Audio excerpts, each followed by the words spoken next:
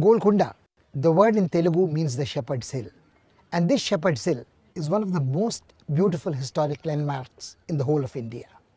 This is where on the hillside are eschewed the ruins of a once majestic fort, the Golconda.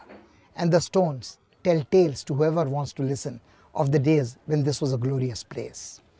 The place started off as a small clay fort established by the Kakatiyas, who moved from Warangal under pressure from the Delhi Sultans.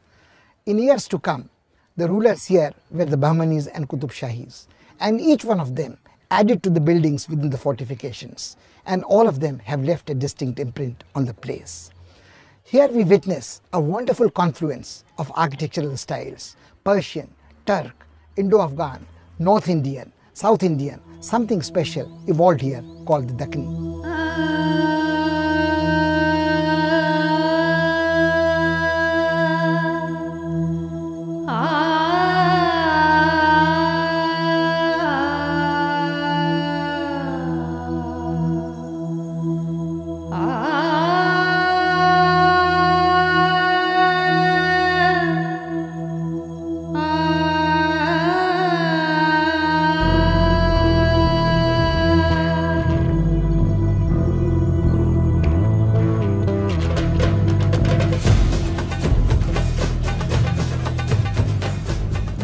Ten kilometers away from the city of Hyderabad, the Golconda Fort sprawls on a hill. It was famous not only as a massive citadel or a fortified city, but also as a fabulously rich principality. Its strategic significance was appreciated manifold after the Battle of Talaikota. The fort protected the capital and also provided a safe haven for rich international traders.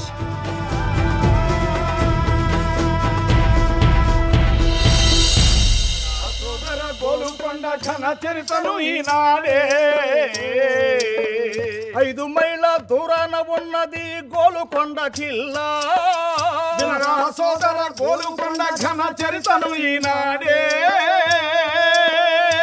600 ఏండ్లకు పూర్వం విధి పేరు మానుగల్లో వినరా సోదర గోలుకొండ ఘన చరితను ఈనాడే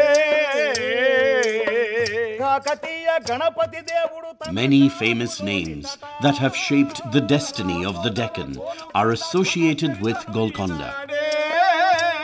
The first that springs to mind is Quli Qutub Shah and others of his dynasty who patronized music and arts. And how can one forget Aurangzeb, who captured it and annexed it to the Mughal Empire?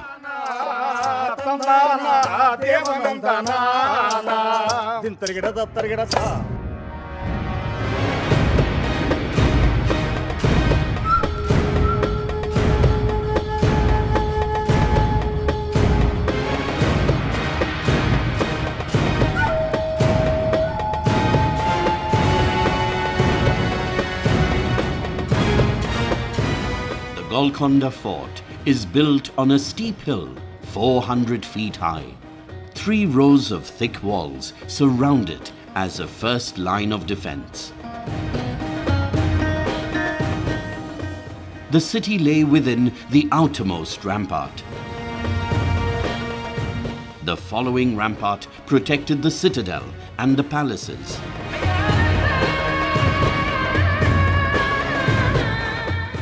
The most sensitive part of the fort was girdled by the 3rd rampart.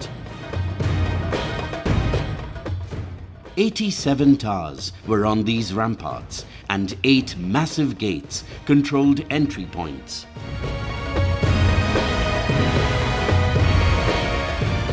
It was one of the most contemporary forts of its time. Cannon was already prevalent as a mechanism against the defenses of forts in Europe as well as in India, and the forts of India were by then being designed to cater to protect the defenders against onslaught by cannon. Golconda has very well-designed bastions which cover most of the wall surfaces. In most of Golconda ramparts we see the battlements have openings which protect very well the defenders, being a very rocky and hard strata. helped Golconda become a legend in its time. It was never taken by force. When it fell to treachery.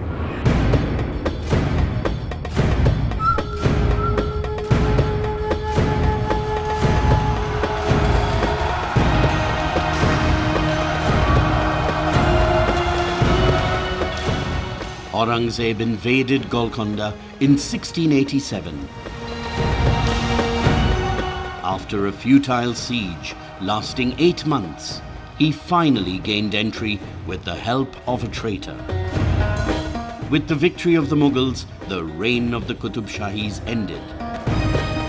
And Tanna Shah, the last ruler of that line, was sent to a royal prison in Daulatabad. Golconda became a province of the Mughal Empire, but managed to preserve its identity. Golconda remained an important center of Deccani culture. And it has not only played a very important role from the point of view of army and military, but also from the point of view of civilization and culture. You may be aware of the fact that the Qutub Shahi dynasty was a Shia dynasty, and they trace their descent from Karakoinlus of Iran. And they are all people who came and settled down here from Iran and Mawaraun Nahar. They maintained a very secular culture despite the fact that they were the people who were Shias, and they had declared Shiism to be their state religion, yet they continue to cater to the requirements of the people of the various facets of life, belonging to different cultures, speaking different languages, belonging to different races and so on and so forth. It was a wonderful period of the Qutub Shahis, close to about 200 years of history, and it's a very, very important period in the history of the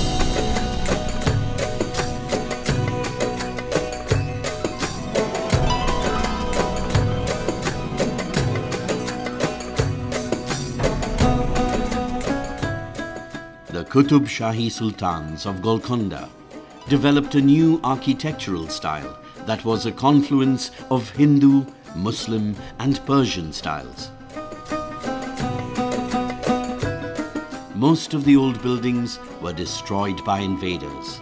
The rest have been humbled by time.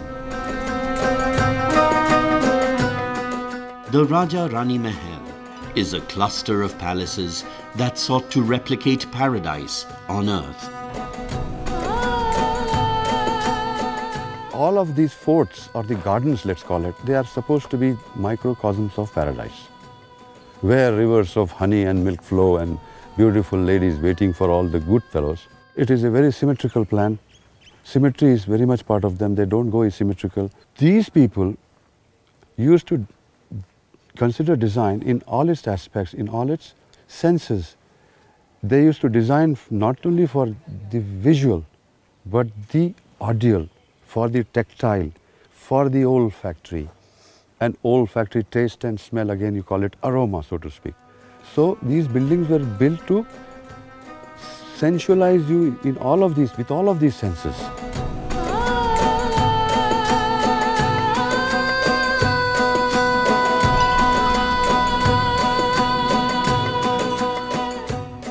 Bala Hissar Gate, the main entrance to the fort, built in the Deccani style, is delicately decorated.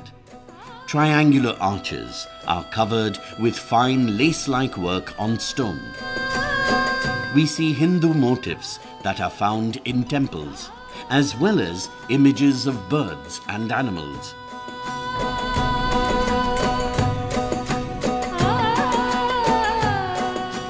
There were barbarians coming into this country, there were all sorts of people coming into this country, and they had to build forts and abandon forts.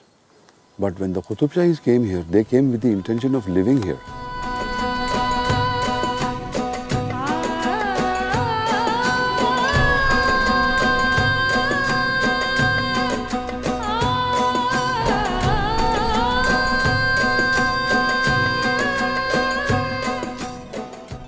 The Qutub Shahi rulers were liberal in their outlook and understood it well that to rule the people's hearts, they would have to adopt their ways.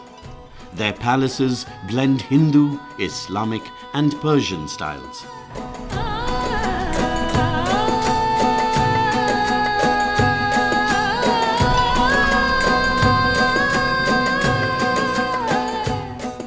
because of their beliefs, because that they believe that a human being is a human being and not a kafir and not a Hindu and not a untouchable, and all of these things were not there.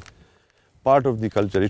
Even today it is not part of the Iranian culture to look at others other than Shias as less human beings.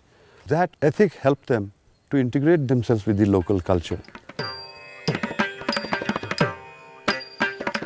Tam, tadhim, tattadhim, tadin kritikatari tadhim, tattadhim, tadin kritikatari tadhim, tattadhim, tadim tari tadhim, tattadhim, tadim tari tadhim, takatadhim, takatari tadhim, takatadhim, takatari tadhim, takatari tatakatari tadhim, tattum, tannam, tattam, tadim, tatum, tannam, tadi ginnata, tam, tadim, tatum, tannam, tading ginnata, tam, tadim, tatum, tannam, tading ginnam, tading ginnam, Golconda tanishu parana. The Kuchipudi style of dancing evolved during the period of the Qutub Shahi Sultans. They patronized folk forms along with classical genres. Names of talented danseurs like Taramati and Padmavati are associated with this fort. Artists from all over India came to Golconda and regaled audiences here. François Martin, the French director, on his voyage from Pondicherry to Surat, was going in June 1681. He came across a large troop of courtesans, Devdasi, and they were coming and very happy and performing. So he asked them, "What are you? Where are you coming from?" He said, "We are coming from Golconda City Fort." He says, "Every year the King Sultan of Golconda calls for a reunion of the dancing women of the empire, and 10 to 12,000 dancing women congregate at the fort." And at the city. Now think of it, what kind of a magnet and patronage the fort city is. If you look at the descriptions of the nobles and their palaces and their movement in the city, that their cavalcades of 300 to 400 camels and elephants marching from one palace to another, to the imperial palace, they are remarkable. Golconda attracted traders from foreign lands, far and near. They were attracted by the dazzle of Golconda. It was a world-famous diamond market and an entrepot. Golconda draws like a magnet. The magic and the romance of the legends that grew up here made us marvel as children, and now that we understand better and can analyze for ourselves, it still continues to draw. It's really magic. The terrain, the levels at which the monuments are at different heights is wonderful because it gives it so many different dimensions. It's a huge discovery to visit.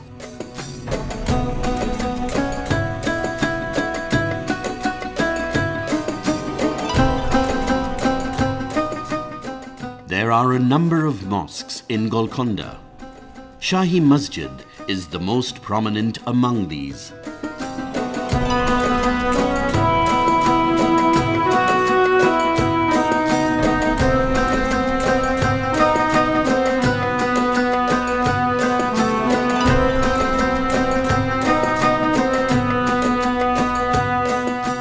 The history of Deccan particularly reflects the type of relationship we had, the Ganga Jamuna Tehzeeb which we refer to, and particularly in Hyderabad we have that particular culture where the ruler, the ruled, they live together almost, and we do not find even one communal tension throughout the history of the Qutub Shahi.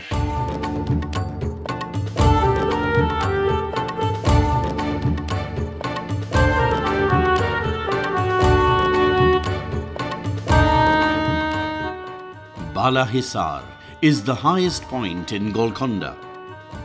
The bird's eye view of the entire fort from the Baradari makes surveillance of the entire fort easy.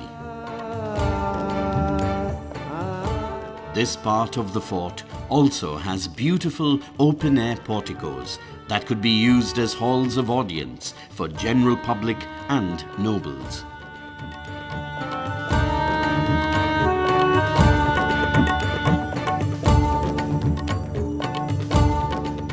It's not just the buildings of Golconda which are a part of the life of every Hyderabadi. It's the rich history. It's about love. It's about the riches that went through, you know. A human being, I think, needs his history and heritage to survive. It will be very difficult and very bland and very boring to live without referring to your culture and heritage.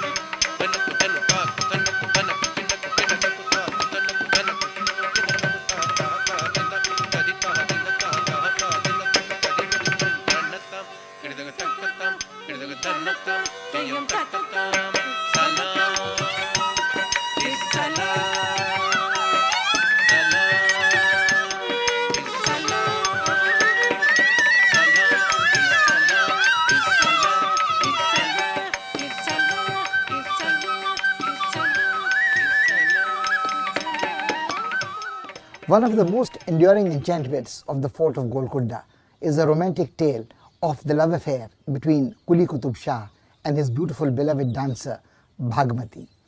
To immortalize her, the prince founded the city of Hyderabad. But much more than the city of Hyderabad, the memory lingers on in the folklore. It has inspired many poets, musicians and dancers. They continue to perform and retell this story, and the legend lives on. మల్లేశ్వరుని సన్నిధానమున తందాన తందాని తందాన ఆడుతూ పాడుతూ ఆరాధించి తందాన తందాని తందాన చిరునవ్వులతో పువ్వుల సజ్జతో తందాన తందాని తందాన ఆలయం నుండి బయలుదేరిన తందాన తందాని తందాన. Bhagyamati made Quli Qutub Shah a poet and remained his lifelong muse, source of inspiration and beloved.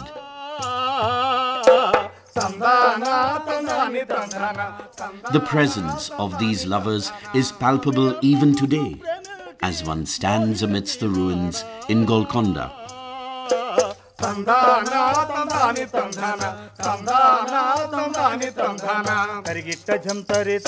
Most of the Mughal records refer to Bhagmati in very derogatory terms. But the Hyderabadis have been proud of this romance, because you need romance to keep alive legends and to keep alive your culture and your history. And this was a perfect legend for the people of Hyderabad. They love not only Bhagmati and Muhammad Quli, but also the records of their romance through be it Muhammad Quli's poetry or his architecture, the Charminar, or various other monuments and buildings.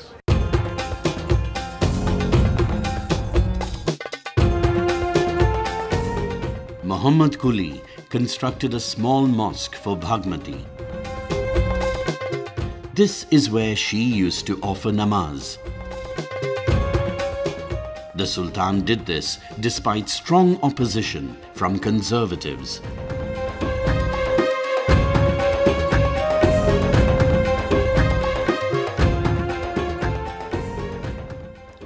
The Charminar was constructed by Quli Qutub Shah and reflects the same lofty vision, compassion and pluralism. You come from a specific cultural, racial background to a country where there is this tremendous racial plurality already flowing. So you become a part and you find yourself acceptable within that, and you find that thing enriching. Therefore, they became not only they validated themselves, in fact, in a manner of speaking, by taking part in that plurality, and which again in its turn created new forms in languages, new genres of expression and all that.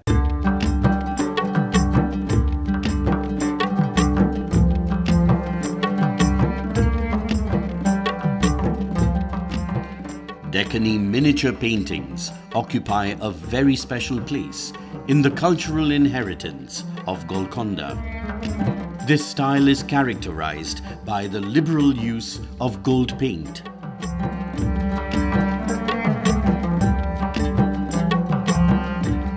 Golconda is not just the name of a fort. The word conjures up visions of a bustling city that once flourished here within the ramparts of these forts. It had dazzling marketplaces mentioned in the accounts of foreign travelers like Tavernier and others. Here one could buy pearls from Basra, delicate silks from China, and noble horses from Arabia. And how can we forget that Golconda is the place that gifted mankind the largest diamond ever known, aptly called the Mountain of Light, the Kohinoor.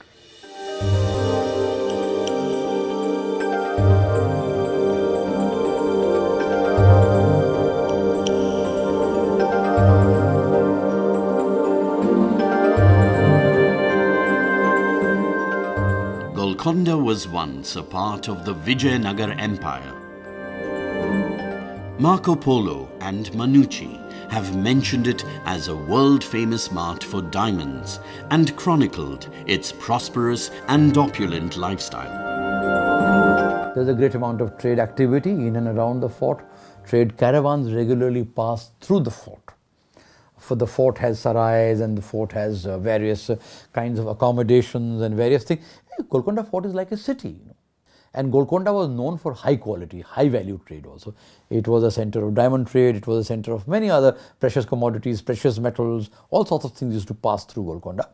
And as a consequence of which, the larger the volume of trade, the greater the amount of commerce, the greater the amount of surplus available, the greater the need of protection, the larger the fort, the heavier the fortifications, the thicker the walls.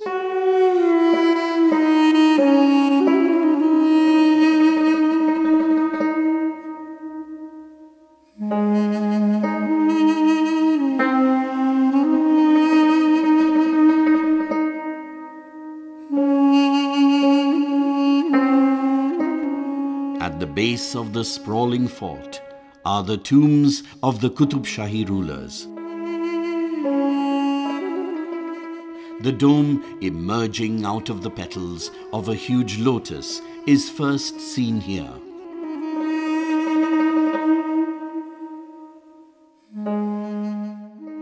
These sepulchres, like other buildings in Golconda, represent a harmonious blend of Persian, Turkic and Hindu styles.